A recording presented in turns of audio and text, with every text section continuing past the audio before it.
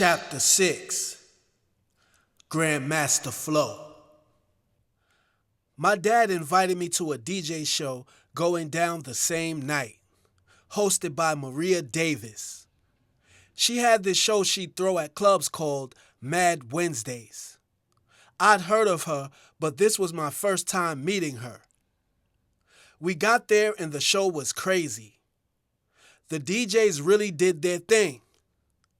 One of the DJs, Rock Raider, sleep in peace, told me how he's my brother because everybody said he looked like my dad. He killed the turntables and was one of the best sets of the night. People showed my pops a lot of love and respect. As usual, the effects trickled down to me. I even got to leave with some free CDs and Mitchell & Ness jerseys. I woke up the next day in a funk because I was still obligated to obtain employment, had no leads, and those $30 CEO checks just weren't cutting it. I went down to the Wall Street area and found a job doing the same thing I did at the Garden as a foot messenger for Deutsche Bank, across the street from the World Trade Center buildings.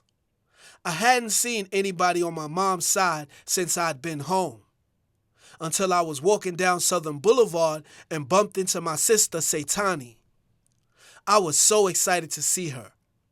We sat in the pizza shop for hours talking and catching up. She was staying in a women's shelter in Brooklyn and was about to have her own apartment through this new program called Section 8.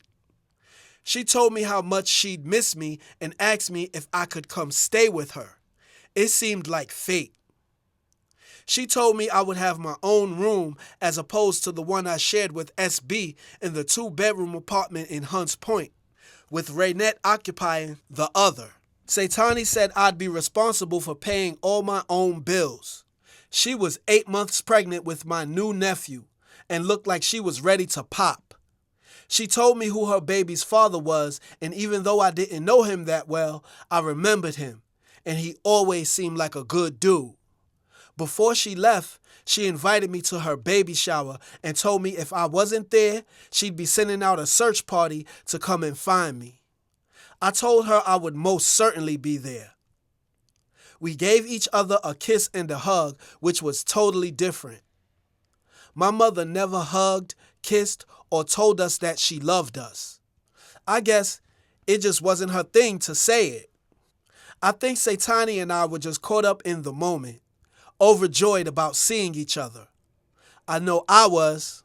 Saitani and I growing up were always the closest out of all of my siblings, which may be why we argued so much. I was the older brother trying to tell her what to do while she was the younger sister trying to rebel. It was time for the baby shower. When I got there, my Aunt Cynthia was already there standing outside.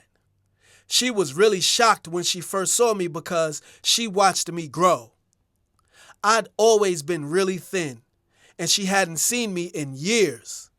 She saw me from the back, sitting on her son Sean's bicycle that I'd borrowed from him just a few minutes before.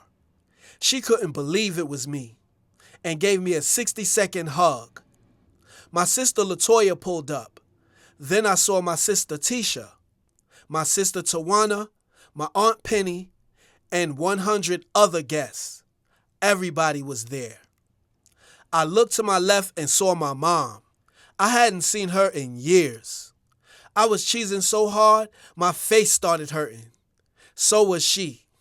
She started tearing up saying, "Damn, boy, I didn't even know you was my son.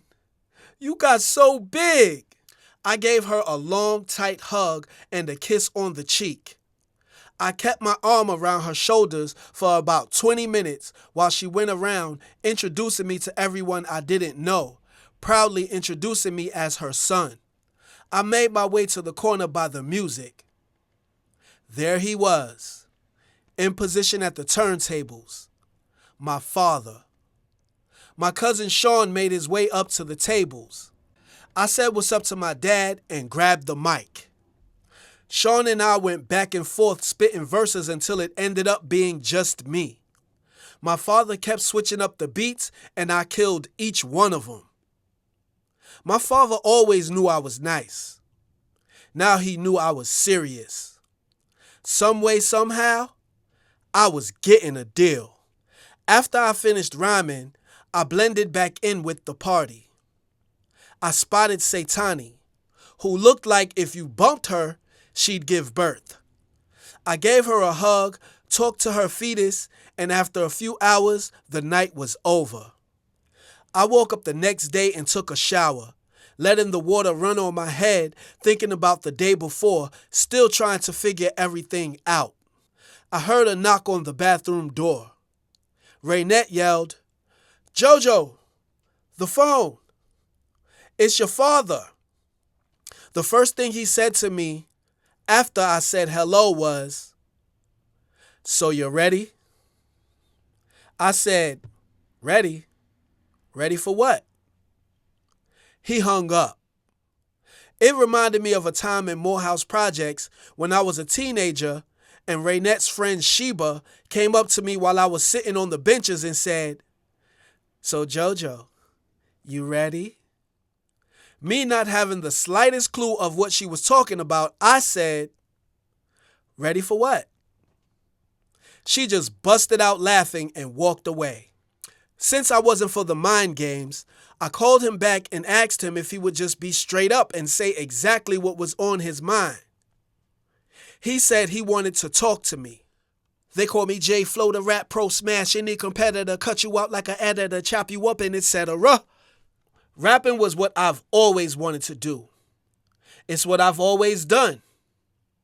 No matter where I was or who I was with, I did it.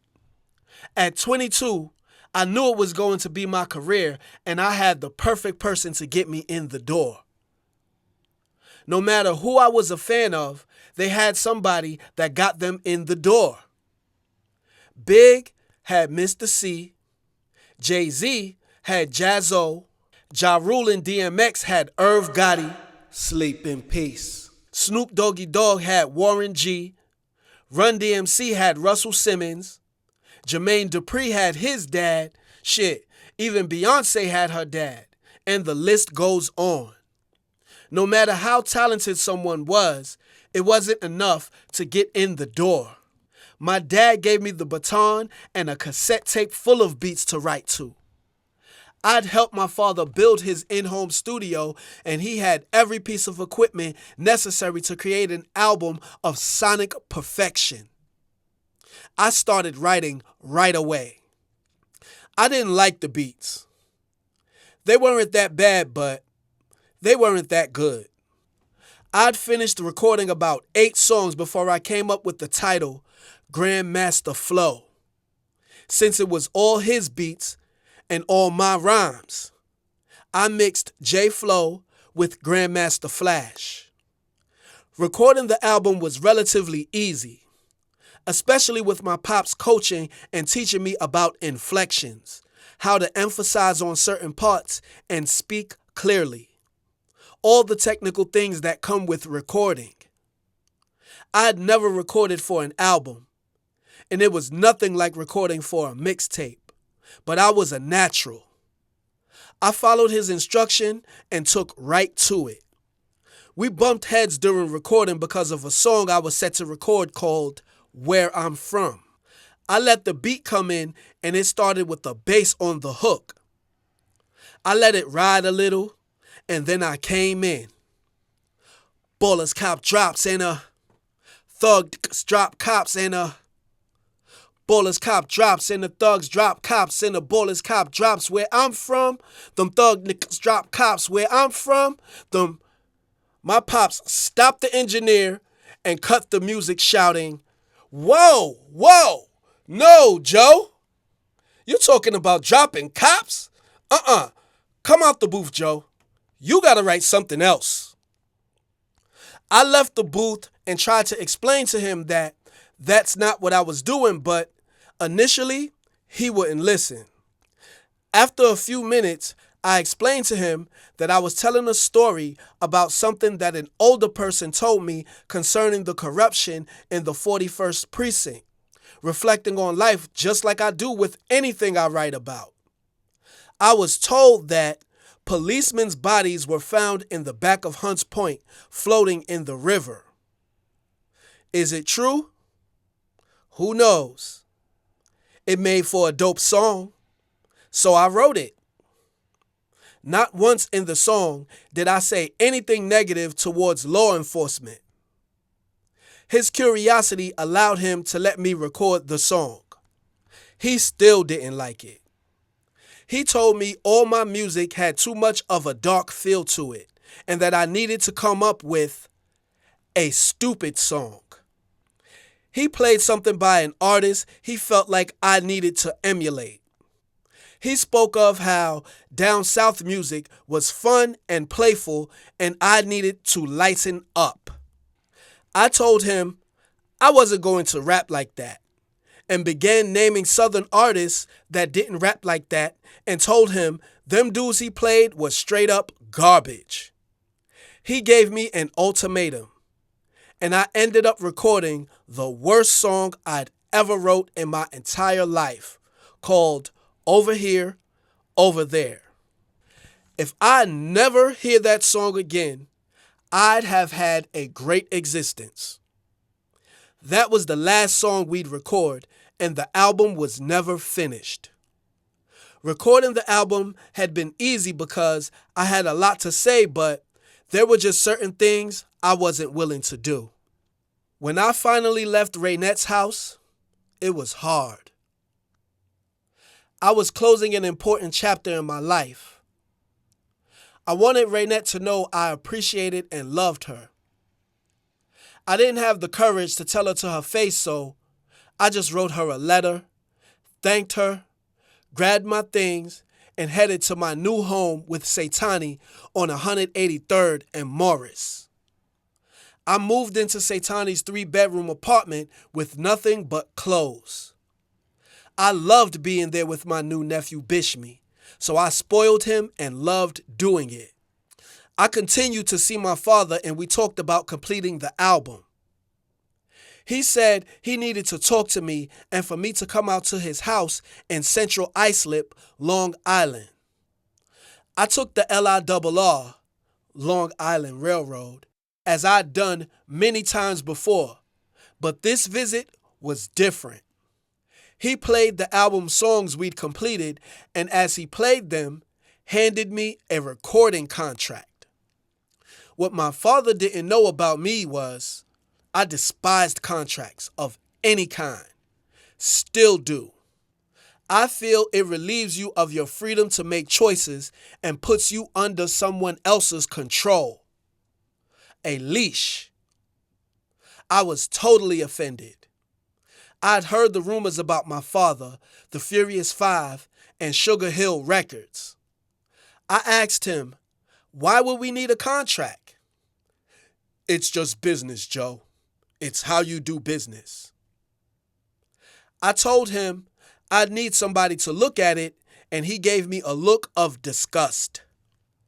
He expressed how he'd already spent money recording the album and how he'd gotten Satani to let me into her home. So how could I not trust him? I never knew he and Satani even spoke about that. And his behavior made me feel like I was doing the right thing. I stood firm and he calmed down, still trying to get me to sign. He told me he was being honored again at the Source Awards. This time, it was going to be in Los Angeles, and he wanted me to come with him. I didn't want to go. To tell the truth, I was just tired of hip-hop shows and everything they came with. I hadn't seen my father much throughout my life except for at concerts, backstage, and in the audience. I'd leave the poor people in the ghetto I've always lived in to visit the rich and powerful. Coming from the bottom where you're given nothing. To be around the famous who had more than enough but were still given things for free was starting to take its toll on me. I reluctantly agreed. I was still working across the street from the World Trade Center as a foot messenger, and everything was going good at Satani's house. I started to notice something. All Satani's and her baby father's Bishmi's friends smoked weed. I didn't. The house was always clouded with weed smoke. So I got an idea. I hadn't sold drugs or did any criminal behavior since I'd been home, but I'd heard you couldn't get any jail time for selling weed. I bought a half a pound and started selling only to family and friends. I was stacking cash fast, so I hooked my room up and hit Satani off with some extra money on top of helping with the bills. I was so cash set, from time to time, I'd even give some of my weed away. One day my cousin Ramel came through to check me. I hadn't seen him in years. I'd heard he was hustling OT, or out of town, and was making money, but I didn't know what he was hustling. He'd made a new baby out there and everything, so I figured he must be doing well. We chopped it up, talked for a minute, and he offered me to come with him OT. I told him I would pass because he told me he was selling crack. After going to jail, I knew I'd never do anything that could send me back. He told me I could make $800 off an 8-ball of rock cocaine. I knew I could get an 8-ball for $80. I looked at him with an "what kind of idiot do you take me for" face. I knew he was lying, or he was about to say, "Nah, I'm just fucking with you." He said, "Joe, it's yours if you want to come get it. I'm not playing with you."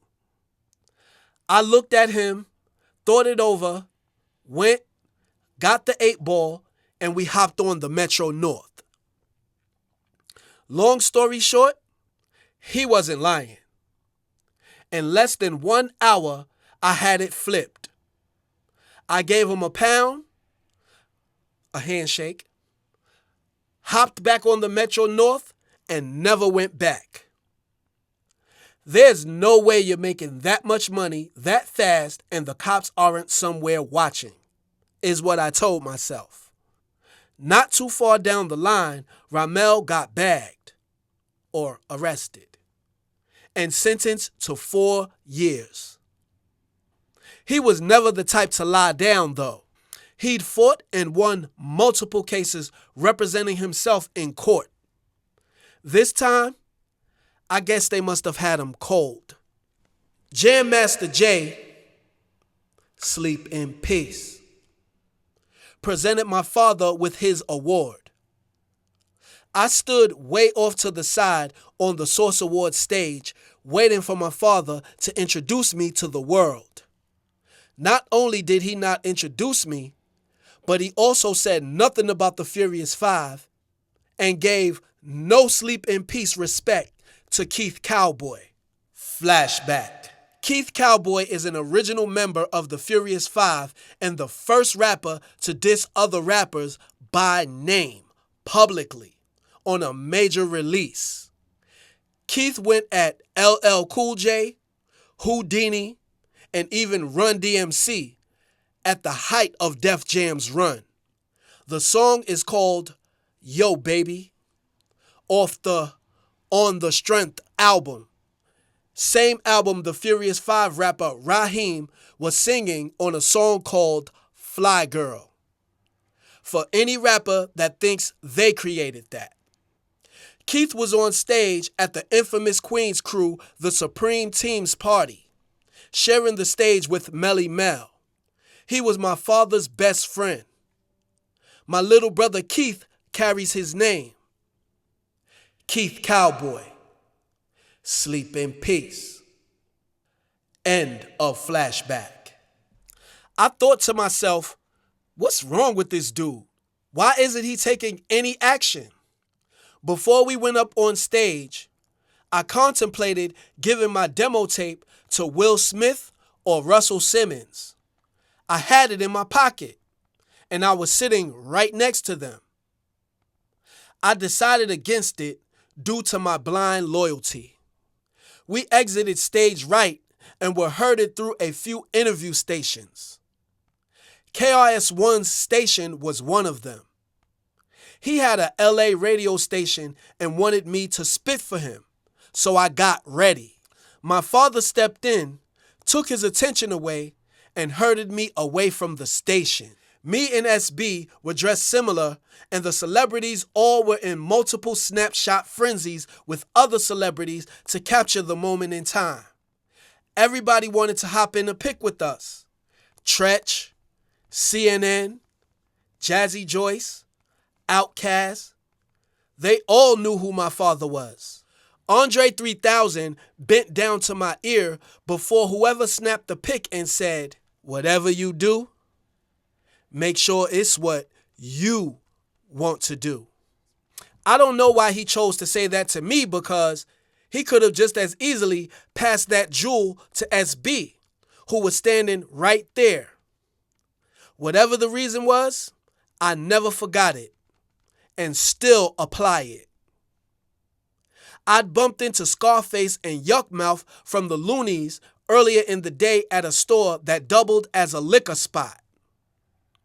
I asked if I could take a pic, and Face said, "Hell yeah, come on, nigga." We got to the show. Face spotted me in the building and pointed to me when we caught eye contact. I pointed back. The 1999 Source Awards, to me, was ran by the Los Angeles Crips. They were all over the place.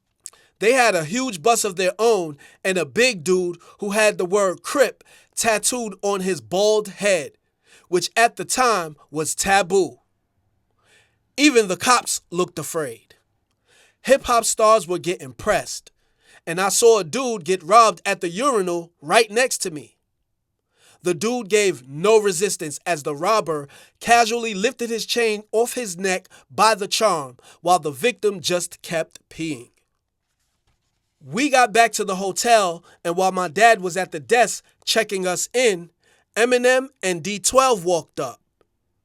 We exchanged greetings, and I told Eminem how dope I thought he was. We went around all introducing ourselves, and his homeboy, Proof, sleep in peace, invited us to a surprise birthday party they were throwing for Dr. Dre at the Playboy Mansion. My pops shut it down quick when we told him, "No, Joe, I need you right here." We got upstairs and I flipped. "What's going on? Why aren't you telling anybody about me? Why didn't you say who I was on the stage? Why aren't you talking about the album?"